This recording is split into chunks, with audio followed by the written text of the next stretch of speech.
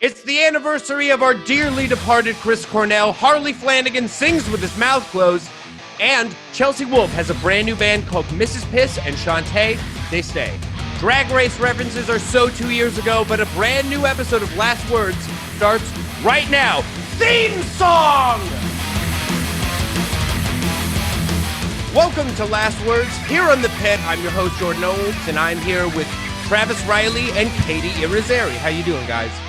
Great. How are you, bud? You know, I'm doing yoga to keep it together. And this week, we have a very special guest, Matt Heafy from Trivium. How you doing, man? I'm doing fantastic. Thanks for having me. You've just released a new album, and you can't tour behind it. What's that like? It's the weirdest time we've ever had. I've never been able to not go to a record store or to my local record store and buy our album on release day. I've done that. I'm pretty sure, not in our hometown, but I've at least been able to go to a local record store and buy our record every single time once come out. So this time I couldn't. But this time instead, I was playing our record live from start to finish on Twitch, which I was supposed to do with my bandmates, but then we couldn't do that as well with the way things kept evolving. So it's been weird times, but thankfully I set up a live streaming infrastructure about 3 years ago. I streamed 5 days a week off tour, 7 days a week on tour. So essentially that was business as usual. And I've been happy that I've been able to be there and give people entertainment and something to do during these weird times. Yeah, and you know, I think a lot of artists that have had the infrastructure set up before the lockdown times have had a real leg up on staying up to date and current. And has it changed at all now that you're live streaming from a lockdown, or does it feel like business as usual? I mean, the viewership is way up. Subscriptions are way up. The eyeballs are way up on it. Twitch actually hit me up and I partnered with them. I'm doing their entire help guide. So if you go to help.twitch.tv, right now it's 3 videos of me, but it's eventually me 12 to 15 videos of me explaining literally everything of what Twitch is, down from the ethos to how to get your guitar running in Twitch, to how to get microphone setups.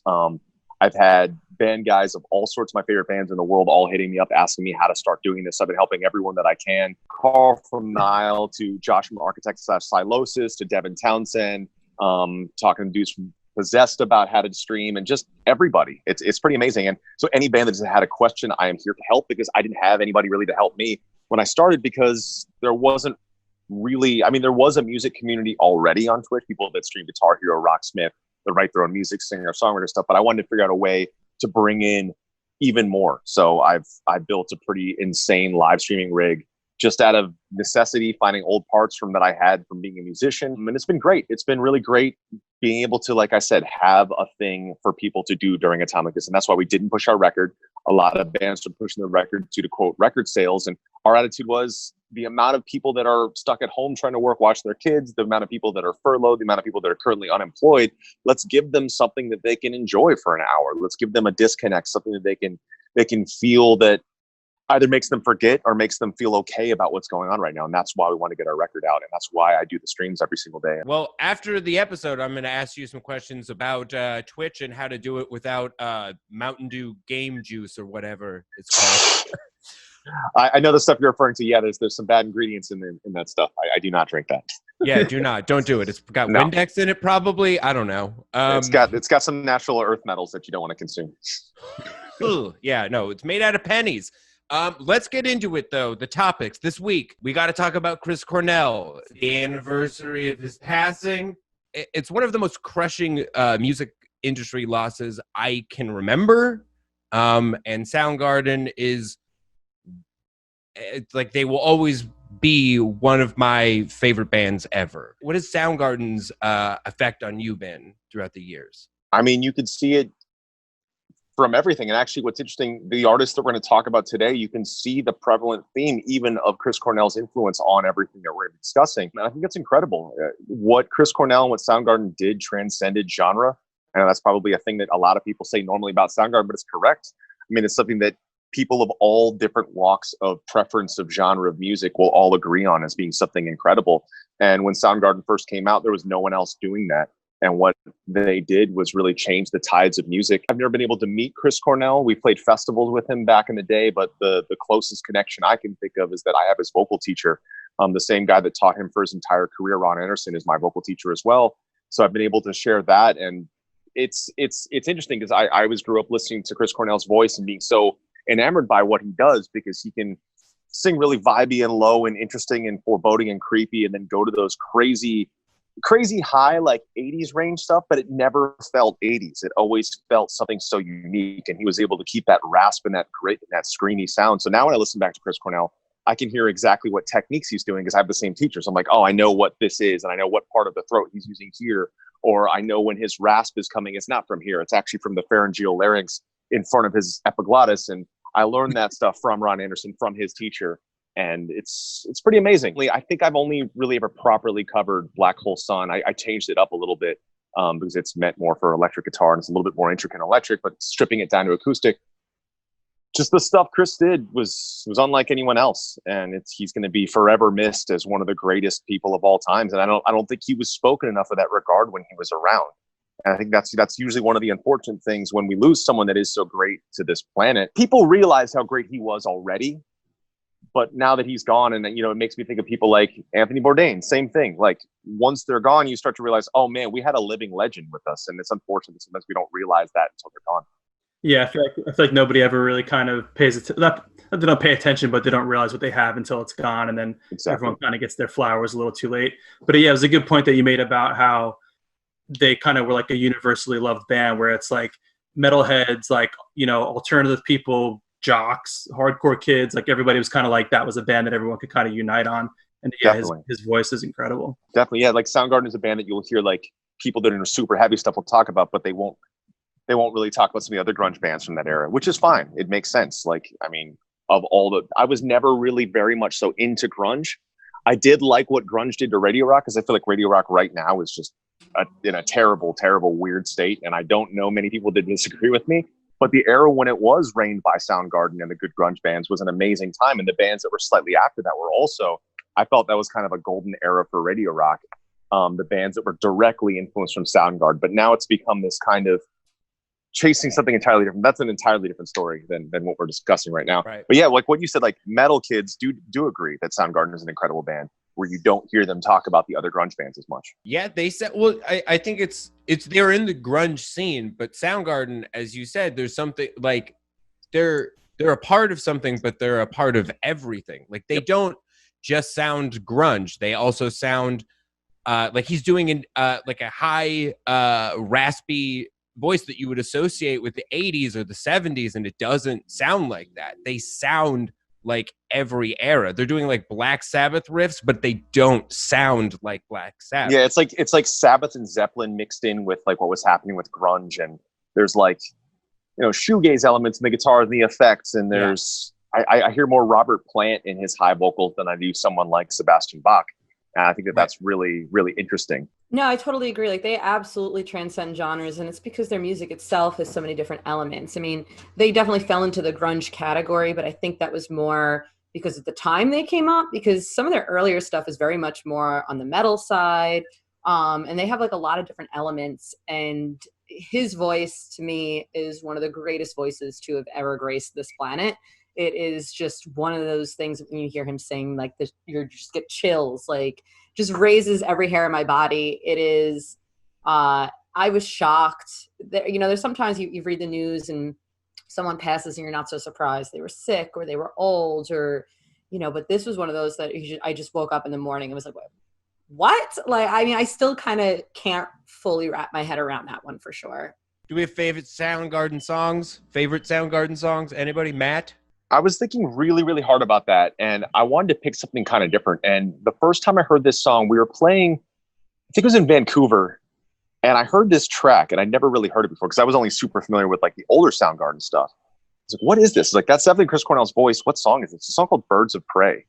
And I feel like that is one of the coolest Soundgarden songs, if not one of like the best vocal moments that Chris Cornell's ever had. It's such a vibey, strange, interesting thing. I've always preferred the slower Soundgarden stuff, the more like ballad-esque. Same thing when I think about Queen.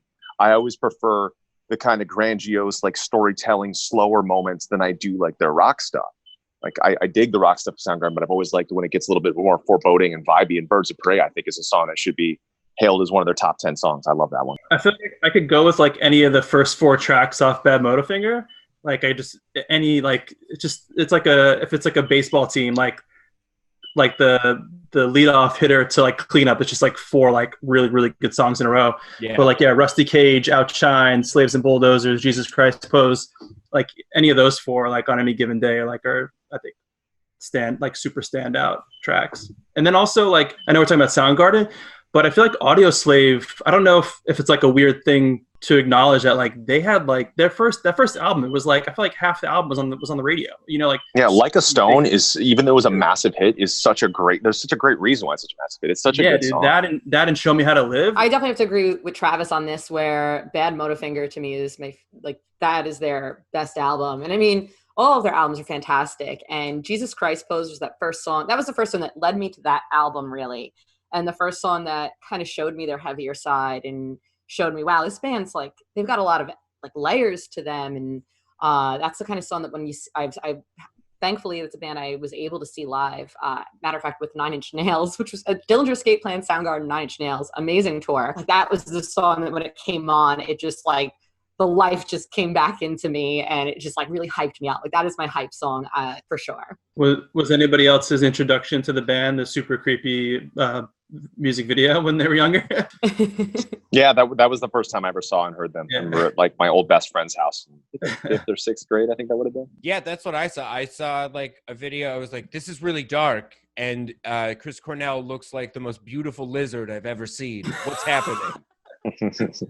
I just found them through the radio because my mom always had on like K-Rock and stuff like that. And you just heard nothing but Soundgarden and Audio Slave. And so for me, my introduction was just all audio. I didn't see the videos till later on. Audio Slave was my first concert ever. Like I was too young to go see like Soundgarden.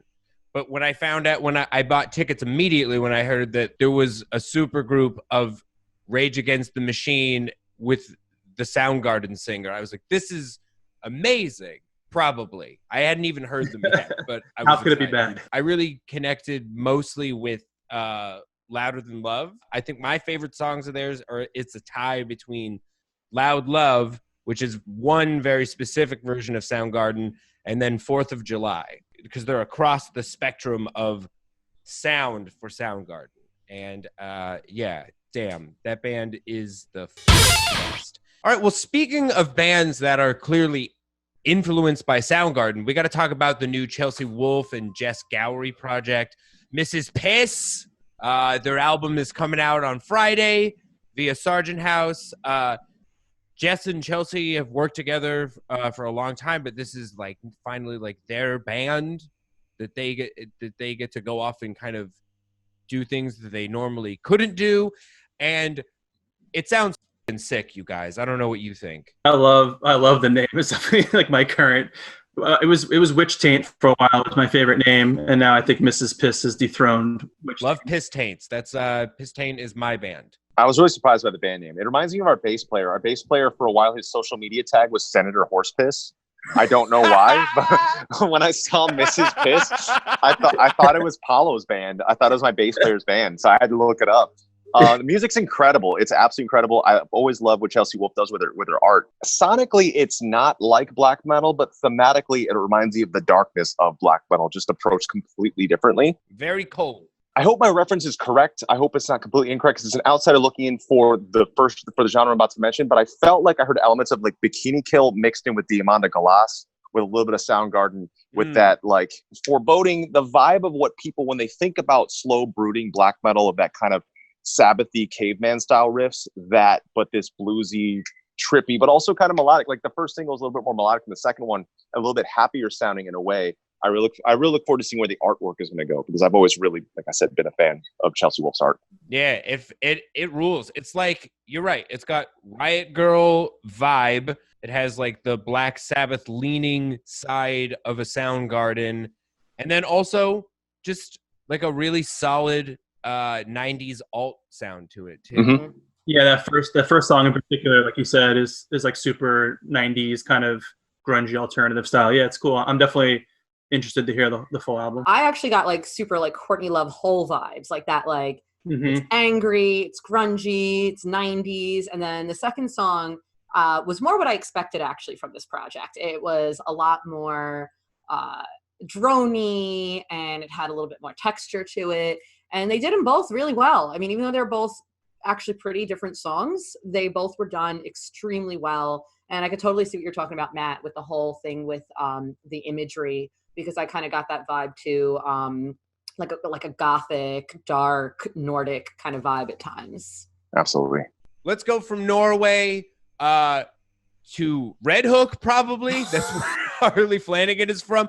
We got to talk about the Cro-Mags video. It's the second ever Cro-Mags video. It's just a video of Harley Flanagan doing New York stuff, but because it's Harley Flanagan, I'm just on the edge of my seat the entire time. I'm like, anything could happen. He's walking into the middle of the street. He's gonna eat a taxi cab. It's like the aggressive New York hardcore version of like the Verve, where he's walking down the street bumping against people. Where he's like, "What are you gonna do about it?" You know, like, and you're just kind of like, "This guy looks so unhinged and like menacing that, like, yeah, man, just walk in the street, it's fine." But yeah, I don't know, like this, it's fine. I don't know if anybody needs or wants new Cro-Mags material from either Harley or John in 2020. But I think, you know, coming from like a musician standpoint, it's like you gotta keep creating stuff, right? It's like it can't be fun playing the same songs that are like so many years old over and over. But yeah, musically, I think it's pretty cool. I've always preferred the John Joseph version vocals for Cro-Mag stuff. But yeah, I don't know. It's not really my thing. It looked like he was wearing a jiu-jitsu black belt. Was he wearing a jiu-jitsu black belt in the video? He definitely trains. I don't know what I think he trains with one of the Gracies. I mean, like, as a jiu-jitsu guy, like anytime I see something looks jiu-jitsu, I'm like, I think that's a jiu-jitsu belt. I think what's important with there being a new song or a new video of bringing the name back is Cro-Mags is definitely like, we see them a lot on like festivals in Europe. It's something that when I talk to a lot of younger kids, and here's where like, because I'm a huge fan of hardcore and metalcore. I got into metal first. Hardcore and metalcore is kind of what helped change what we were after also getting into like the Swedish metal scene. I feel like metal kids getting into metal now always know the roots. They know where it comes from. They know Old Sabbath and Old Priest and Old Heaven and Hell material. I feel like newer kids getting into metalcore should know where the roots of metalcore come from. So whether that means like digging in for metalcore, then figuring out what their favorite bands got into through hardcore, but they all need to know Cro-Mags and Black Flag. Like I feel like when I talk to younger kids, they're getting to heavy music, and when they don't know the influence of what Cro-Mags is, I mean, Cro-Mags is as important to hardcore and metalcore as Slayer is to metal, but Slayer is also important to hardcore and metalcore. So I think that at least it needs to hopefully do that and cause people to do their homework and know where their roots come from. Because that's something, like I said, that the younger breed doesn't seem to know where their roots are always coming from of the metalcore and hardcore scene. I'm not saying that it's like a shot, like shots at anybody, but I'm saying that that's like, it's a factual thing. Because like young metal kids, they know when they first get into like a Swedish melodic death metal band, they get into like old Dark Tranquillity material. They know, like, all right, this sounds like, you know, Florida death metal plus new wave of British heavy metal and a little bit of folk, and they know that. So hopefully this at least resparks that investigation back to the roots. Yeah, them and Leeway both were super important, like as crossover bands. That Leeway record is insane. I got in that super late. That one is insane. Dude, listen to, like, I assume you're talking about Born to Expire, but they have a couple other ones that are really good too. They're not as talked about, but yeah, like Leeway did, like, you know, I think Leeway may have did some like Megadeth shows. That's and like so sick. Cro-Mags toured with Motorhead, you know, so like these two bands were just like New York hardcore bands, and they like really pounded the pavement and kind of like opened the doors for a lot of bands after them to kind of play that crossover style. That's awesome. I also want to throw a shout out to Integrity also. Yep. Amazing band. And also, speaking of Cro-Mags touring with Motorhead, Phil, the guitar, one of the guitar players of Motorhead is on the new Cro-Mags song. So when I saw that, I was like, oh, that's cool. This is Harley making a song with someone they probably always wanted to do a thing together, and I love seeing that kind of collaboration. And also, the song it feels New York hardcore, and it's got like that funny poetry that's just like really goofy. He's like, the whole song is just like, life's a pair of wet socks, you know, and he doesn't open his mouth when he sings, and I love it. Speaking of other artists that are teaming up to do some cool stuff, Behemoth and his Me and That Men partner did a Cure cover, but as Behemoth. That was not, I don't believe that man. I know it was Nicholas Mm. Kvaerforth from The Shining. It was and Behemoth and Nicholas. Yeah. Okay. Yeah. It was Behemoth and Nicholas. I don't know if me and that man, but Nicholas is from a separate band. He's from The Shining, but they also, they team up on. And there are two Shinings, by the way. There's a Norwegian Shining and there's a Swedish Shining. This is and actually, conversely, you would expect the Norwegian Shining to be the more black, like super black metal one, but that's the Swedish one. And the Norwegian one is the one that invented black jazz. That's with Jorgen Munkeby, who's the sick saxophone player. But me and that man, that record's amazing. First of all, I was able to sing on that record, which I'm super stoked about. Nergal has been one of my heroes since, Zoski Occultus was actually a huge influence on our third record, The Crusade, which a lot of people don't really recognize, but Zoski Occultus was like a death metal record, and The Crusade is very thrash. I was super into Zos and basically thought the idea of tuning it up and making it sound more like what Zos was influenced by. I first met Nergal in one of the shower trailers on Sounds of the Underground in 2006. I wanted to was like, hey, I'm a huge fan of your band. I've listened to you guys forever. Became buddies since then. We've stayed in touch since then. I look at him as like one of my black metal mentors. I feel like he's always done a really great job with how he presents Behemoth and how he presents me and that man, or how he even presents himself. He's like a modern day Renaissance man, collects incredible art, drives cool vehicles, has a barber shop. I think he's just such a really authentically cool human being who makes some amazing music. He also evolves so well with the time. Yes. Like he keeps his band fresh, but also keeping it pushing forward, and even it goes for his aesthetic look. Like it always feels like it's a part of the same thing, but it's growing. He's like the David Lynch of like metal. It's all the same aesthetic, and it's always getting more intense. But it all feels, you see the roof. Yep, I feel like The Satanist is one of the greatest black metal records of all time. And, totally. Behemoth, their first record, they started off as a black metal band, then became pretty death metal. A lot of people love Evangelion, but I feel like it was The Satanist where he really nailed it. He's going to be performing actually on my black metal project as well, Ritsu, that's being produced by Emperor's frontman Ishan. Ishan also co-wrote some of the material on it, and so Nergal is going to be doing a guest song on there, which would be cool. Yeah, I do feel like that project has been in the works for a while. 10 years. 10 years. Yeah, because I feel like I've been hearing about that forever and I haven't heard about it recently. Yep. So I'm really excited to hear about it from you. That's something that I was looking forward to for a while. Like, thank you. Wow. Yeah. So that's it's shifted awesome. It's shifted a lot. I originally wanted to do it under an alias. No one would know it was me because I was a black metal kid, and I understood that if an extremist black metal kid looked at our band and said, why the hell would the singer of Trivium know anything about black metal? He's not allowed to know. So I thought of myself, thinking about myself. I wrote some stuff, sent it to Ishan, and he was like, yeah, this sounds like great 90s black metal. And that was kind of all he said. And at the time he just released Eremita, I got into Eremita, and that totally shifted everything and made me want to rewrite everything. And now Ritsu is like, it started with the idea of black metal, but excuse me, has grown from there. Yeah, man, that rules. Earlier, I said that Nicholas he's on the Me and That Man record. He's on the record, right? Yeah, he's not in the band, right? No, yes. Yeah. But they've teamed up before. But they teamed up for this Cure cover. Were you guys fans of this Cure song? Did you know it? I didn't know it. And then I looked it up when this came out, and I'm just going to tell you, anyone watching this right now, if you are a fan of The Cure or the song and you're expecting a pretty faithful cover, don't listen to this because it is completely different. Shining, they're very like gritty, grimy kind of black metal, very ugly, and that's what I really like about them. And it's a big contrast from the black metal that we know Behemoth for. And I felt that Nergal really leaned into it with this song, and they really went in the same direction of that really like grimy kind of black metal, and it was just really raw and nasty, and I loved it. And I'm curious because I feel like as a Cure, if you're a Cure fan and if you're a fan of Behemoth and you're not really into like the kind of more like grittier black metal kind of stuff, or you're not really into Shining, I don't think you're gonna like this. So I'm just curious what people think about this.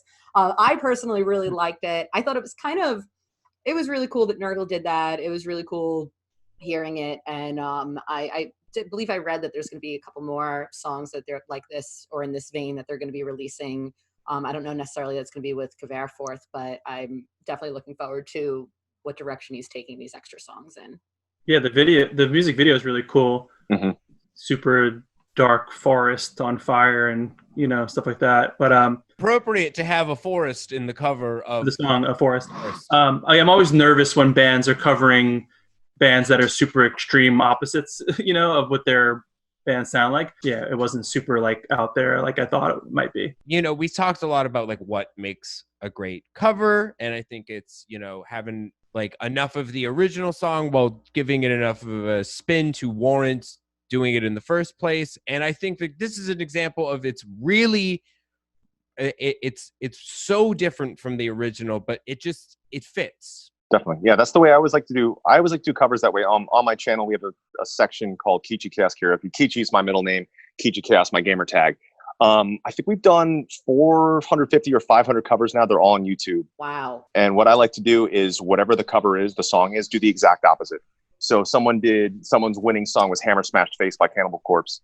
Obviously, it's all scream full band song. So I made it into like a beautiful all sung acoustic lullaby. Or if it's like Justin Bieber, I'll add screaming. I did a song from this Icelandic kids show called Lazy Town. I've done the hardest cover I ever did was the Suicide Prevention Hotline song by Logic. And it was hard because I've never rapped. Yeah. And I was like, this could be extremely cringy and terrible right now. But it actually came out really good. And then after that, I think we ended up doing some like Fort Minor stuff, some Linkin Park stuff. I've done like death metal bands, black metal bands, metalcore bands.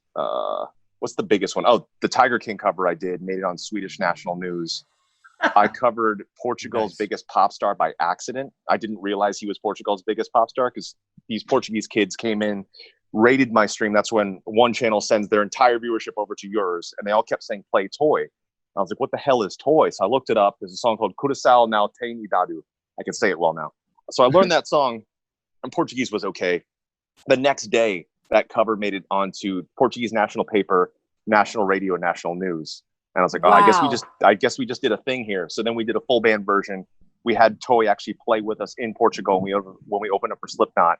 And I've never seen a crowd erupt like that in my entire life. Like us playing with Toy, playing his song, and then playing Until the World Goes Cold by us with him singing it. It was so weird. That's amazing. That rules. Good to do weird stuff.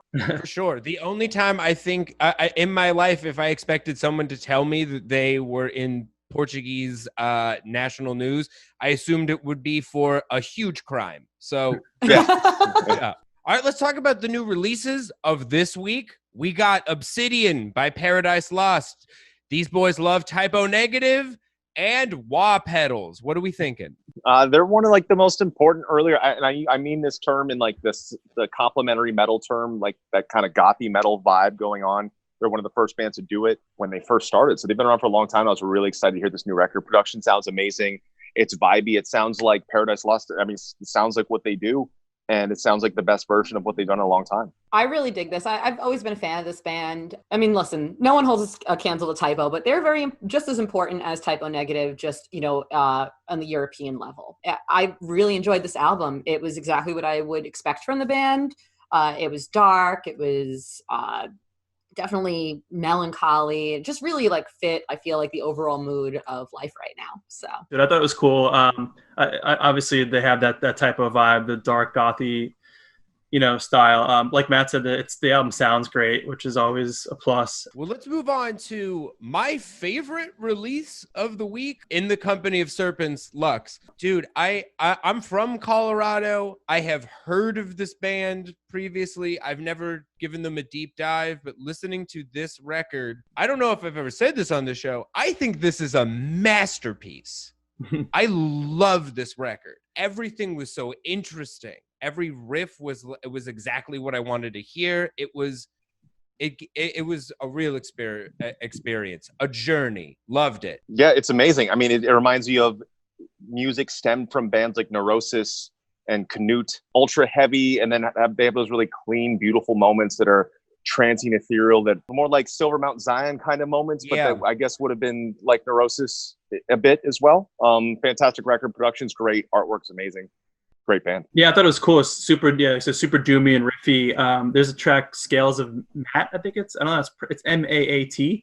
But it's like just got this really sick droning riff that you want to like drive a bulldozer through like a brick wall. But yeah, it's cool. I'm not surprised that it's from Colorado. Yeah, dude, Colorado is kicking ass in lots the last of great couple of years. Beer, weed, and food. I mean, that's and a bands. good place to be. You got chemists. Yeah. I left Colorado and then they kicked ass. Well, now we know what the problem was. Yep.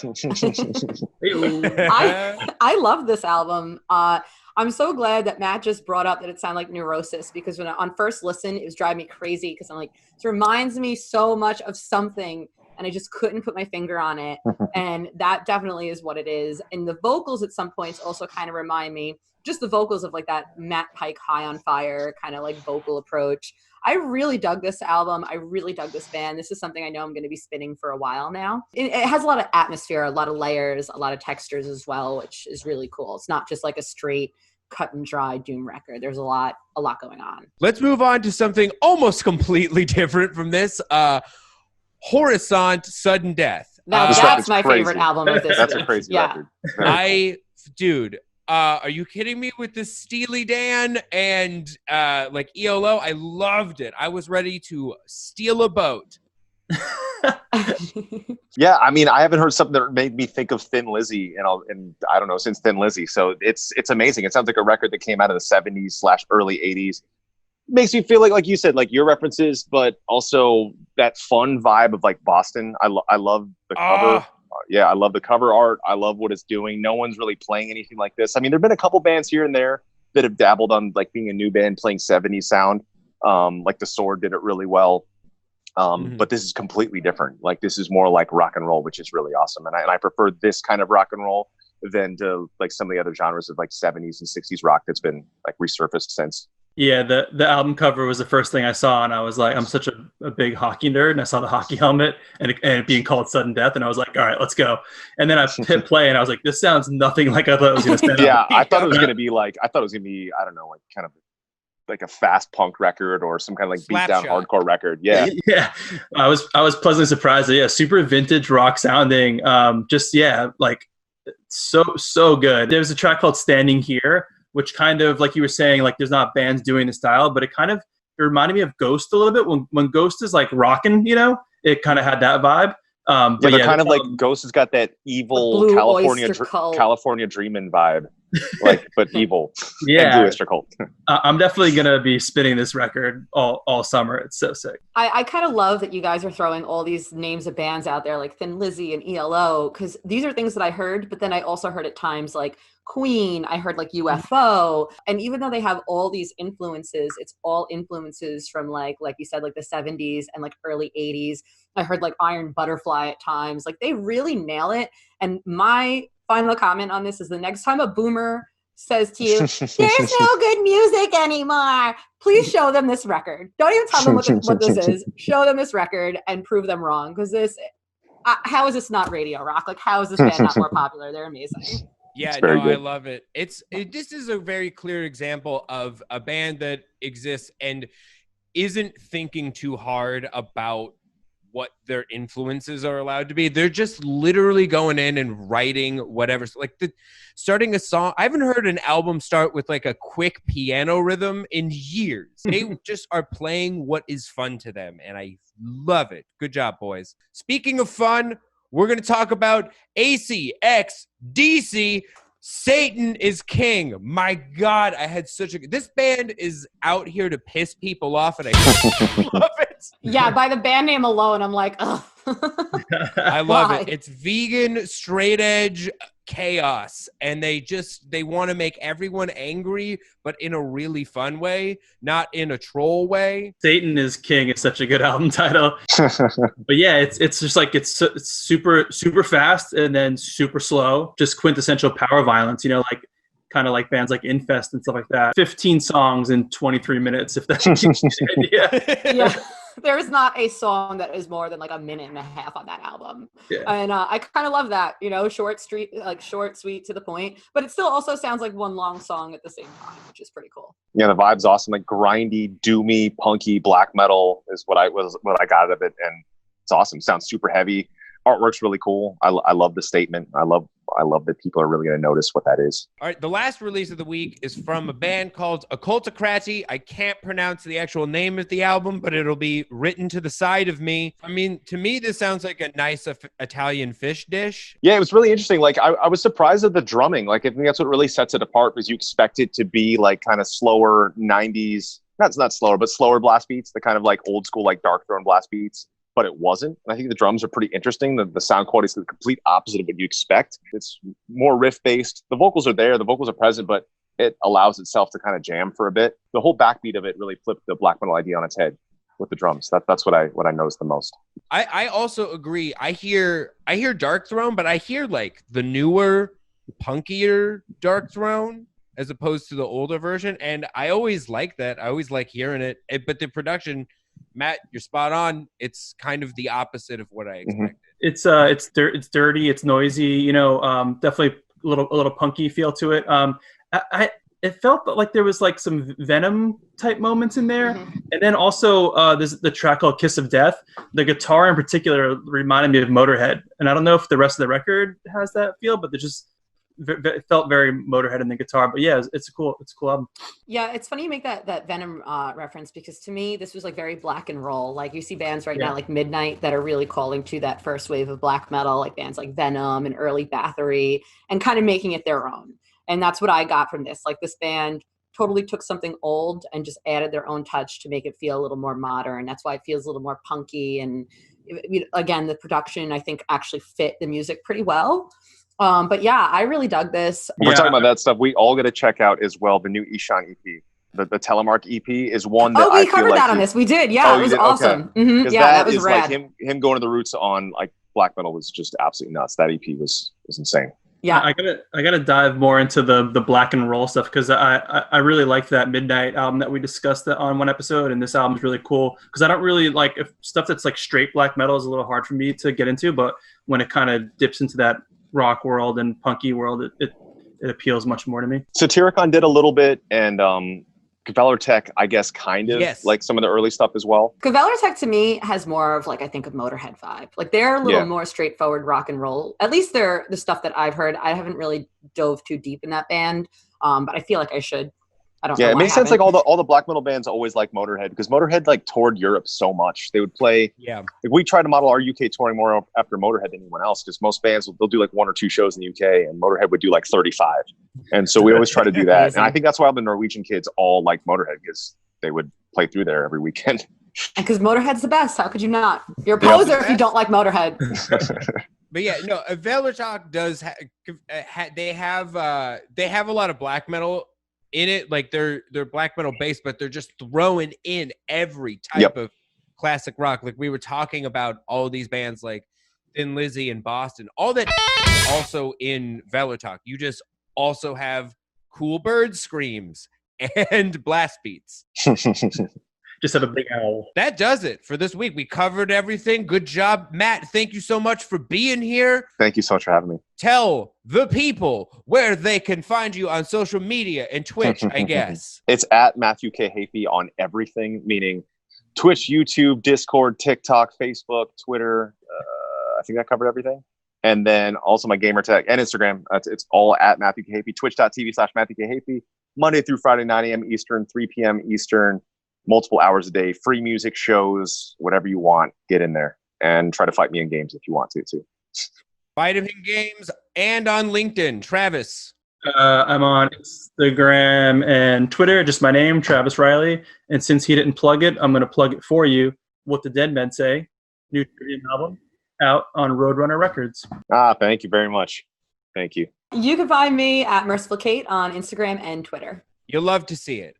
Please follow 2 Minutes to Late Night on Instagram and Twitter. On Instagram, it's just 2 Minutes to Late Night. On Twitter, it's at 2M2LN. This week, we just put out a White Zombie cover, Supercharger Heaven, with Will Putney and Lisa Mungo, who is the singer of the hardcore band Bound. They are super awesome. If you liked ACxDC, check out Bound, because the songs are really fast and they'll beat the shit out of you. And I love Will Putney. Is one of the greatest people in the world too. I love Will. Everything he does is amazing. All his production, all his bands, everything. Will rules. Yeah, he's produced a lot of quintessential albums. Love that dude. Love his work. We had a body count gush session on one of the episodes, and Will was spoken of very highly on that one. Yeah, his production is unbelievable. Unbelievable. Yeah, he really finds what's like key about a band and dials it in. He doesn't have one sound. Yep. I mean, his counterparts record sounds completely different than the Knock Loose record, than the High Art record, than the Fit record. I mean, all those are my top